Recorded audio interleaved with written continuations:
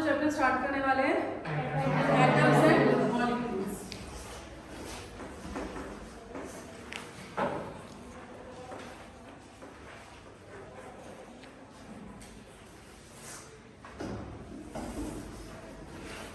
Molecules में आएंगे, पहले हम लोग एटम के बारे में जान लेते हैं कि एटम क्या होता है। अभी तक हमने फर्स्ट एंड सेकंड चैप्टर में क्या देखा? फर्स्ट चैप्टर में देखा कि जो हमारे सब्सटेंसेस होते हैं, ठीक है, क्या कहते हैं इनको? मैटर कहते हैं, ठीक है, मैटर कहते हैं। मैटर की डिफरेंट स्टेट्स भी होती हैं, सॉलिड, लिक्विड, गैस। और जो मैटर होता है वो क्या है, उसकी बेसिक कैरेक्टरिस्टिक क्या होता है? मैटर को कैसे डिफाइन करेंगे? Matter is anything that occupies space and has mass। यानी मैटर जो है वो कैसा होना चाहिए? उसमें दो बातें होनी चाहिए, स्पेस ऑक्यूपाई करे और शुड हैव मास। ठीक, तो ये डिफरेंट मैटर्स होते हैं, ये भी एक मैटर है। अब ये जो मैटर है, जो हमारे फिलोसफिस्ट थे, साइंटिस्ट थे, उन्होंने इस बारे में सोचा, एक्सपेरिमेंट किए कि ये जो मैटर्स हैं इनकी बेसिक फंडामेंटल यूनिट क्या होगी। बेसिक यूनिट यानी स्मॉलेस्ट यूनिट। जैसे हमारे बॉडी में स्मॉलेस्ट यूनिट क्या होती है? सेल होता है ना। और भी कल एक एग्जांपल बताया था, बिल्डिंग के बारे में बताया था। ठीक, किससे बने होते हैं? ब्रिक्स से बने होते हैं। कि बेसिक यूनिट ब्रिक्स होती हैं। तो ऐसे ही जो हमारे मैटर है वो किस चीज से मिलकर बने, उनकी स्मॉलेस्ट यूनिट क्या होगी, इसके बारे में शुरुआत में डिफरेंट थ्योरीज थी। ठीक है, उसके बाद में जो साइंटिस्ट हैं धीरे धीरे धीरे धीरे करके कहाँ तक पहुंचे कि भाई एटम है, एटम क्या है, एटमिक थ्योरी आई डाल्टन की। उसके बाद फिर बताया गया कि एटम जो होते हैं वो भी फर्दर डिविजिबल होते हैं, उनके सब एटमिक पार्टिकल्स भी होते हैं। ठीक, तो शुरुआत हमारी इंडियन फिलॉसफी में भी महर्षि कणाद थे, महर्षि कणाद। ठीक, महर्षि कणाद ये इंडियन थे। इनका क्या कहना था? इनका कहना था कि जो पदार्थ होते हैं, हिंदी में बोलते थे पदार्थ क्या है? ये सब्सटेंसेस मैटर। ठीक, ये जो मैटर होते हैं, अगर ये बहुत छोटी छोटी यूनिट से मिलकर बने हुए होते हैं। ठीक है, और जो ये यूनिट होती हैं इनका नाम होता है परमाणु। परमाणु मतलब परमाणु एक ऐसा स्मॉलेस्ट स्टेज होती है, स्मॉलेस्ट पार्टिकल होता है जो कि फर्दर उसको डिवाइड नहीं कर सकते। मतलब अगर मान लीजिए चौक है तो जो इसका स्मॉलेस्ट पार्टिकल होगा उसको क्या कहेंगे? परमाणु कहेंगे। जो उसके बाद उसका डिविजिबिलिटी उसमें नहीं होगी, इसको फर्दर डिवाइड कर करके सबसे छोटा पार्टिकल इज परमाणु। ये थे महर्षि कणाद। ठीक है, उसके बाद में इंडियन फिलोसफर थे। उसके बाद में ऐसे ही इसी टाइम पर जो ग्रीक फिलोसफर थे, जो वेस्टर्न फिलोसफर्स थे, उन्होंने भी अपनी अपनी फिलोसफी दी। ठीक, उनका कहना था कि जो हमारे सब्सटेंसेस होते हैं उनको अगर हम तोड़ते जाए, डिवाइड करते जाए तो एक स्टेज आएगी, जो सबसे छोटा पार्टिकल होगा उसको क्या कहेंगे?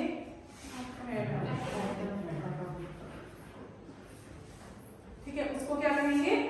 उनको हम लोग एटम कहेंगे। पेज नंबर 31 सबके ओपन होना चाहिए।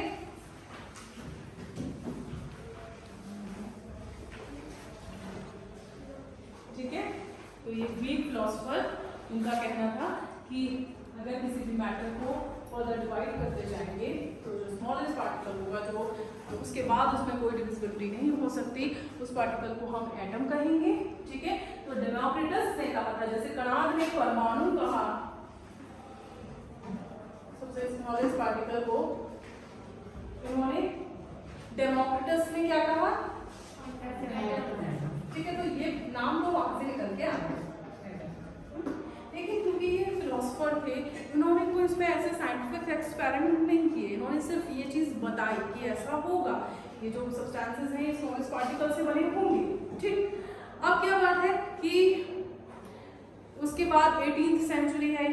ठीक, 18th सेंचुरी के बाद में धीरे धीरे इसमें और ज्यादा इवोल्यूशन होता गया।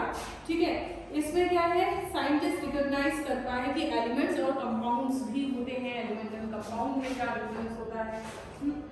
तो जैसे जैसे साइंस और ज़्यादा आगे बढ़ती चली जाती है, वैसे वैसे और एक्सपेरिमेंट होते चले जाते हैं, वैसे वैसे नई नई थ्योरी सामने आती रहती है। ठीक है, तो ऐसे ही एक theory I laws of chemical combination. ये लॉ है एक्चुअली कि कोई भी एलिमेंट्स या कोई भी सब्सटेंसेस जो हैं, जो कंपाउंड्स हैं, वो कैसे बनते हैं। ठीक है, उनके पीछे, उनके मिक्सिंग अप के पीछे क्या कोई लॉ है। ये जो मिक्सचर होता है, इनके ये मिक्स होंगे तो इनका मास आपस में मिक्स हो रहा है ना, तो इनके लॉज क्या होंगे, ये लॉज बताए हैं लॉज ऑफ केमिकल कॉम्बिनेशन में Lavoisier and Joseph L Proust ने। ठीक है, तो laws of chemical combination, laws of chemical combination पता होना चाहिए, जिसमें दो बातें आएंगी।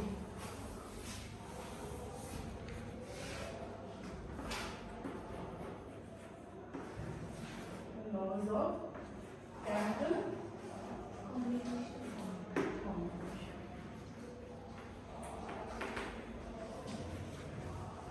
लेवोजियर एंड प्राउस में ये लॉज दिए थे, दो लॉ हैं।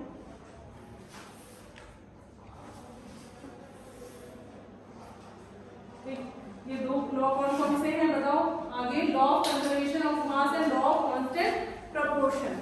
तो दोनों को समझेंगे, नाम से ही आपको कुछ चीज तो क्लियर हो गई होगी। Law of conservation of mass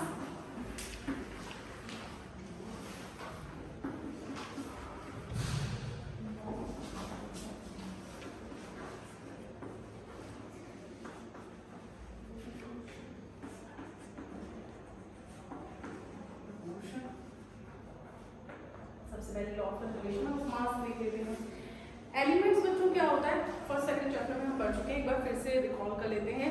element क्या होता है, जो सिंगल काइंड ऑफ एटम से बने हुए होते हैं, वो सब्सटेंसेस को क्या कहते हैं, एलिमेंट्स। ऐसे केमिकल सब्सटेंस जो कि सिंगल काइंड ऑफ एटम से बने हुए होते हैं, उसे हम क्या कहते हैं, एलिमेंट कहते हैं। जैसे एलिमेंट में क्या आएगा, सोडियम इज एन एलिमेंट। बताओ सोडियम इज एन एलिमेंट और कंपाउंड, ये बताओ, सोडियम इज एन एलिमेंट और कंपाउंड। कंपाउंड क्या होता है, जब दो या दो से ज्यादा when two or more elements combine, ठीक है, केमिकली कंबाइन हो गया था, that is known as compound. ठीक, और एलिमेंट क्या होता है, एलिमेंट में डिफरेंट एलिमेंट आके नहीं होता, वो एक सिंगल काइंड ऑफ एटम से ही बना होता है। यानी जो सोडियम है वो एक एलिमेंट है, उसमें एटम किसका होगा, सोडियम का ही है।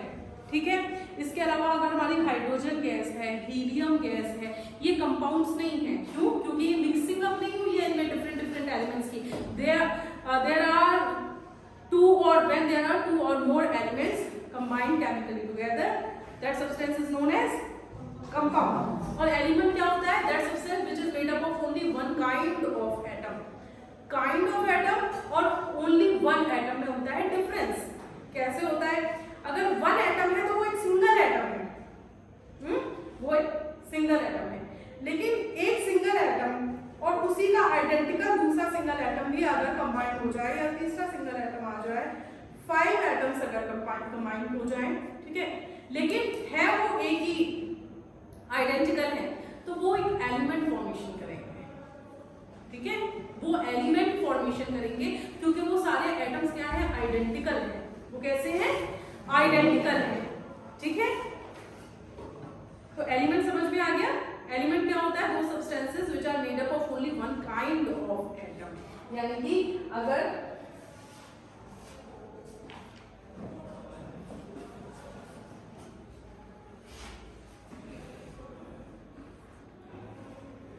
दूसरी बात, आपको 1 से लेकर 20 तक के जो एलिमेंट्स हैं, ठीक है, ये आपको याद होनी चाहिए बाय हार्ट। टाइम दे रही हूँ मैं आप लोगों को, 1 से लेकर 20 एलिमेंट्स आपको बाय हार्ट याद होने चाहिए। उनके नेम याद होने चाहिए, उनका एटॉमिक नंबर तो 1 से 20 इंक्रीजिंग ऑर्डर में आपको मिलेगा ही, ठीक, और उनके सिंबल याद होने चाहिए। Hydrogen, helium, lithium, beryllium, boron, carbon, nitrogen, oxygen, fluorine, neon, sodium, magnesium, aluminium, silicon, phosphorus, sulphur, chlorine, argon, potassium, calcium. ठीक है, यहां तक आपको कैल्शियम तक एलिमेंट्स के नेम याद होने चाहिए विद देयर सिंबल्स आल्सो। ठीक है, उनके सिंबल के साथ आपको याद होने चाहिए।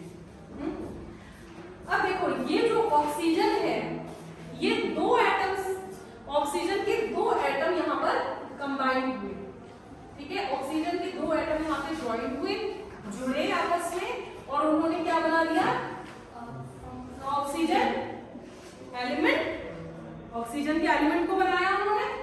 ठीक है, ऐसे ही नाइट्रोजन है, नाइट्रोजन में भी दो एटम जुड़े, दोनों एटम आइडेंटिकल हैं, तब ये एलिमेंट फॉर्मेशन कर रहा है। अगर अलग अलग एटम होते तो क्या बनता? कंपाउंड बनता। अलग अलग एटम होते, डिफरेंट एलिमेंट एटम्स होते तो वो डिफरेंट एलिमेंट्स के होते। ठीक है, जैसे H2, हाँ वेरी गुड, और CO2, H2। इसमें देखो, कार्बन जो है उसका कितना एटम है? 1 एटम। और कार्बन क्या है? फिर अपने आप एक एलिमेंट है, ये एक अलग एलिमेंट है। जब आप 1 से लेकर 20 तक एलिमेंट याद रखोगे तब आपको समझ में आ जाएगा कि hydrogen is a different element, helium is different. ये सब आपस में अलग अलग है और एलिमेंट्स हैं, लेकिन जब ये आपस में जुड़ जाते हैं, केमिकली कंबाइन हो जाते हैं, तो ये क्या बनाते हैं? कंपाउंड्स बनाते हैं। ठीक है, तो कार्बन डाइऑक्साइड जिसका फॉर्मूला CO2 है, वेल नोन है आपके, ये गैस ये कैसे बनी होती है? ये दो एलिमेंट से मिलकर बनी होती है। एक एलिमेंट है इसमें और दूसरा एलिमेंट है ऑक्सीजन। लेकिन ऑक्सीजन के एटम कितने जुड़ रहे हैं? दो जुड़ रहे हैं। अब H2O देख लेते हैं, इसमें पहले बताओ एलिमेंट कितने हैं? एलिमेंट कितने हैं? दो है। एक है कौन सा? हाइड्रोजन, और दूसरा एलिमेंट कौन सा है? ऑक्सीजन। अच्छा, लेकिन हाइड्रोजन के एटम कितने हैं? दो एटम है। ऑक्सीजन का कितना एटम है? 1। ऐसे ही हम और देख लेते हैं, अच्छे से प्रैक्टिस कर लेते हैं तो एकदम बात क्लियर हो जाएगी आपके। एक एसिड होता है H2SO4 सल्फ्यूरिक एसिड। अब आप मुझे इनमें से देख के बताइए कि ये जो है सल्फ्यूरिक एसिड, ठीक, ये जो कंपाउंड है इसमें कितने एलिमेंट प्रेजेंट हैं? पहले तो मुझे एलिमेंट के नाम बता दो।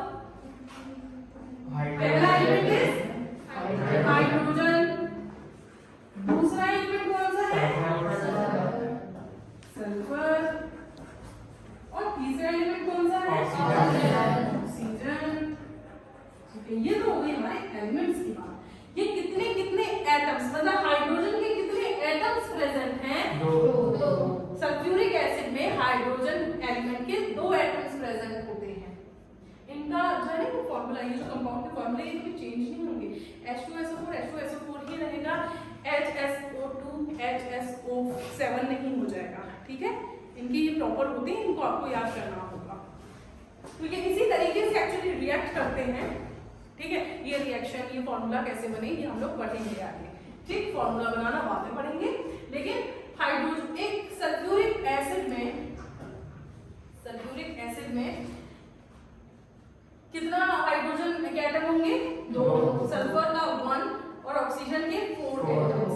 ये आपस में केमिकली कंबाइन करेंगे तो H2SO4 फॉर्मेशन हो जाएगा।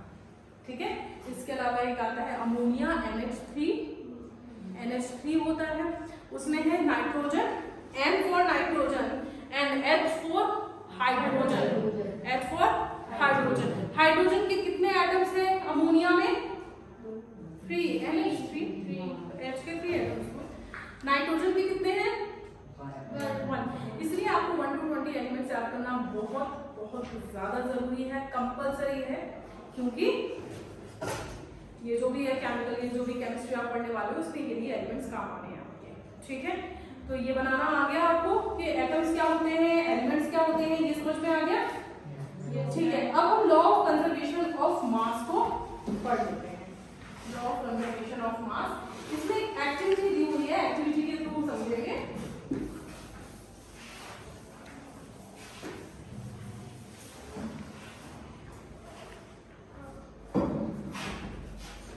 एक्टिविटी 3.1 एग्जाम में, बोलो एक्टिविटी 3.1 ऊपर रखो बुक टेबल पर। देखो कुछ एक्स एंड वाई, ठीक है, हमने एक्स एंड वाई कैटेगराइज कर लिया है। एक्स में कुछ एलिमेंट्स हमने रख लिए हैं, कुछ कंपाउंड्स रख लिए हैं और ऐसे ही वाई में रख लिए हैं। जैसे एक्स है, एक्स कैटेगरी में कॉपर सल्फेट है, बेरियम क्लोराइड है, लेड नाइट्रेट है। वाई कैटेगरी में या वाई सेट में सोडियम कार्बोनेट है, सोडियम सल्फेट है, सोडियम क्लोराइड है, ठीक है। Prepare separately a 5% solution of any one pair of substances listed under X and Y in water, ठीक है। हमें वाटर लेना है और 5% का सॉल्यूशन हमको बनाना है, ठीक है। मान लीजिए अगर हमने 100 ग्राम वाटर लिया है तो हमें क्या करना है, 5 ग्राम का एक सॉल्यूशन प्रिपेयर करना है। किसको मिला के एक जो कंपाउंड है, एक केमिकल हमने X से लिया और दूसरा केमिकल हमने Y से लिया, ठीक। Take a little amount of solution of Y in a conical flask, ठीक। मान लीजिए हम इसमें ले लेते हैं सोडियम कार्बोनेट Y, ठीक है। तो एक कॉनिकल फ्लास्क है, आप देख रहे हो आपके फिगर में 3.1 में। सॉल्यूशन Y को हमने किस में प्लेस कर दिया, कॉनिकल फ्लास्क में, ठीक है। दिखाई दे रहा है ये डायग्राम, ठीक। ये आपको बनाना ठीक है, इसको टिक कर लो। ये आपको अपनी कॉपी में जब लॉग कांस्टेंट कंजर्वेशन ऑफ मास बनाएंगे, लिखेंगे नोट्स, तो आपको ये डायग्राम भी बनाना है। और सेकंड आपने देखो एक ट्यूब रखी हुई है, इग्निशन ट्यूब, इसमें भी एक सॉल्यूशन प्लेस कर दिया, किसका, एक्स कैटेगरी में से किसका कॉपर सल्फेट का रख देते हैं, ठीक है।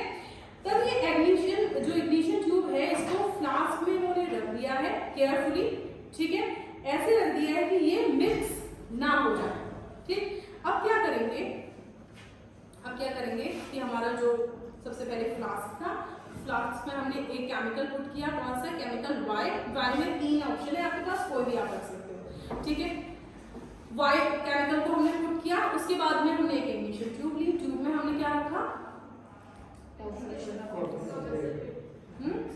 सेट एक्स में से कोई भी केमिकल हमने रख लिया, ठीक। अब हमने क्या किया, उसको वेट किया, कितना वेट है उसका, ठीक है। तो एक अमाउंट ऑफ वेट आएगा यहाँ पर, सॉल्यूशन का आएगा, ठीक है। इसके बाद में क्या करना है, अब इसको मिक्सअप कर देना है, ठीक है। अब जो एक्स एंड वाई है, सबसे पहले इनको मिक्स नहीं किया था, अब इन एक्स एंड वाई सॉल्यूशन को मिक्स कर दिया है और दोबारा से वेट कर दिया है, ठीक है।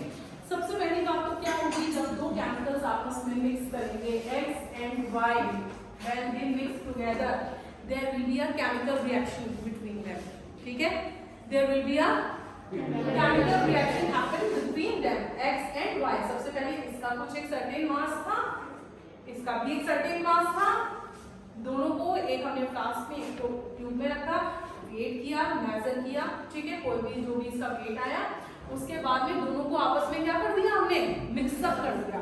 तो जब हम मिक्सअप करेंगे दो केमिकल्स, तो हमेशा क्या होगी, एक केमिकल रिएक्शन होगी और एक नया केमिकल कंपाउंड बन जाएगा, ठीक है। जैसे अगर ये मान लीजिए ए एक केमिकल है, दूसरा एक और बी एक और नया केमिकल है, तो वो एक नया केमिकल प्रोड्यूस करेंगे आपस में मिलके, दैट इज सी, ठीक है। तो ये दोनों आपस में मिलके एक नए केमिकल को बनाएंगे। अब इनका जो भी केमिकल नया बना है, क्योंकि ये XY है तो हम इनको Z नाम दे देते हैं। XY को नया केमिकल जो प्रोड्यूस हुआ उसे हम क्या कहेंगे, Z कहेंगे, ठीक है। अब हमें क्या करना है, Z केमिकल को वेट करना है।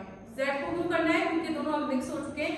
X का अपना कोई सेपरेट आइडेंटिटी अब नहीं रही, Y की अपनी कोई सेपरेट आइडेंटिटी नहीं रही, एक नई आइडेंटिटी बन गई, क्योंकि केमिकल रिएक्शन जो होते हैं उनका उसमें क्या होता है, केमिकल रिएक्शन में प्रॉपर्टीज क्या होती हैं, केमिकल चेंज जो होते हैं, पढ़ा है। केमिकल चेंज की प्रॉपर्टी क्या होती है, एक नया सब्सटेंस प्रोड्यूस होता है, ये पढ़ाया है मैंने आप लोगों को फर्स्ट सेकंड चैप्टर में, ठीक है।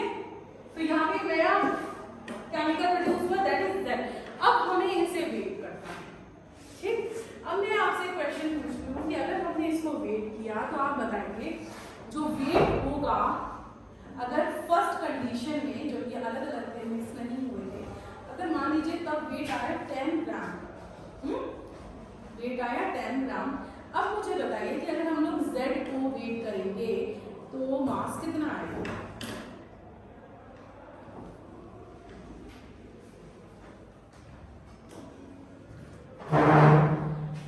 आ नहीं रहा है या फिर आ रहा है लेकिन बता नहीं पा रहे हैं आंसर? शर्माते बहुत है, इतने टाइम घर पे बैठ के आ भी रहा होगा ना तो कॉन्फिडेंस लूज कर जाते हो।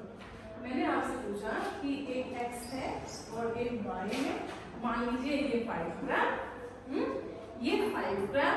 जब हम इन्हें एक ही फ्लास्क में, फ्लास्क के अंदर ही ट्यूब है, ठीक है, तो जब हम इसे वेट करेंगे तो इसका वेट आ जाता है मान लीजिए 10 ग्राम, ठीक है। अब हम इसको कर देंगे मिक्स, पहले अलग अलग थे लेकिन अब इनको मिक्स कर देंगे तो एक नया केमिकल कंपाउंड बन जाएगा Z नाम का, ठीक। अब बताओ सिर्फ इन दोनों को आपस में मिक्स किया है तो इसका वेट कितना होना चाहिए?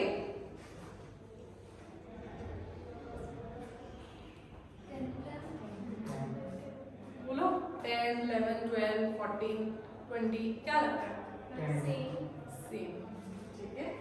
इसको हम ऐसे भी समझ सकते हैं कि अगर 5 लीटर की एक बकेट है रेड कलर की, ठीक है, और ब्लू कलर की भी एक बकेट है जिसमें 5 लीटर, दोनों बकेट्स को हमने रखा वेइंग मशीन पर, कितना वेट हुआ होगा? 10 kg हुआ, ठीक।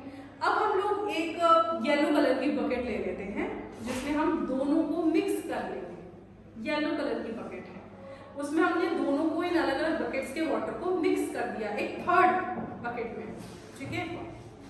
तो क्या उसके मास में कोई चेंज आएगा? मास में तो चेंज नहीं आएगा ना, 5 + 5 = 10। कलर कुछ भी हो रहा है, कलर मैंने अलग अलग क्यों बताया? क्योंकि जो ये क्योंकि यहाँ पे क्या हो रहा था, नए केमिकल कंपाउंड बन रहे हैं, नए केमिकल कंपाउंड्स बन रहे थे, इसलिए कलर कुछ भी हो या कंपाउंड्स नया कोई भी बने लेकिन मास जो है वो कैसा रहेगा? सेम रहेगा, ठीक है। मास फर्स्ट कंडीशन में भी 10 था, 10 ग्राम, इस कंडीशन में भी बकेट वाले एग्जांपल से समझ में आ गया। इसे हम कहते हैं law of conservation of mass. क्या कहते हैं? Law of conservation of mass. इसमें क्या होता है कि इसका कंक्लूजन है law of conservation of mass states that mass can neither be created, mass किसका भी ले रही है? हाँ,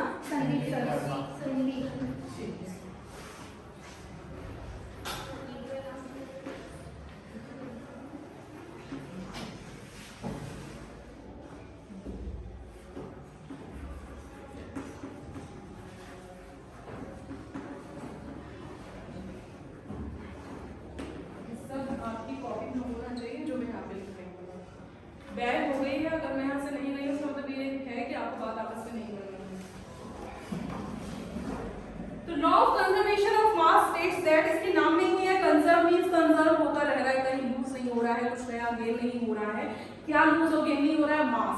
यानी अगर आप 2 डिफरेंट केमिकल्स को या 3 डिफरेंट केमिकल्स को अगर आपस में मिक्स करेंगे तो जो उनका मास है वो कंजर्व्ड रहेगा, सेम रहेगा, चेंज नहीं होगा उसमें। This is known as law of conservation of mass, ठीक है। एग्जांपल आपको 2 एग्जांपल से समझा दिया। Law of conservation of mass क्या होता है? यानी एक गिवन रिएक्शन में A + B गिव्स C, मान लीजिए अगर रिएक्शन है तो इस गिवन रिएक्शन में मास ना तो क्रिएट किया जा सकता है, ना तो नया मास क्रिएट किया जा सकता है, ठीक है, 5 इतना ही रहेगा, और ना ही इस रिएक्शन में उस मास को 5 जो 10 बना रहा है उसको डिस्ट्रॉय किया जा सकता है, ठीक है। यानी किसी भी एटम का मास ना तो क्रिएट किया जा सकता है, जितना है उतना ही रहेगा, ना तो उसको डिस्ट्रॉय किया जा सकता है इन अ केमिकल रिएक्शन, ठीक है। तो ये जो डेफिनेशन है ना, ये लॉ ऑफ कंजर्वेशन ऑफ मास, ये इतना इंपॉर्टेंट है कि आपको याद रखना है। Law of conservation of mass states that in a chemical reaction mass can neither be created nor be destroyed. Page number 32 में आपकी ये शुरू की जो 3 लाइंस हैं इनको आप अंडरलाइन कर लीजिए, वेरी इंपॉर्टेंट, ठीक। तो जब आप लॉ ऑफ कंजर्वेशन ऑफ मास करेंगे, कॉपी में लिखेंगे तो आपको डायग्राम बनाना है, और लिखना है। Okay, thank you.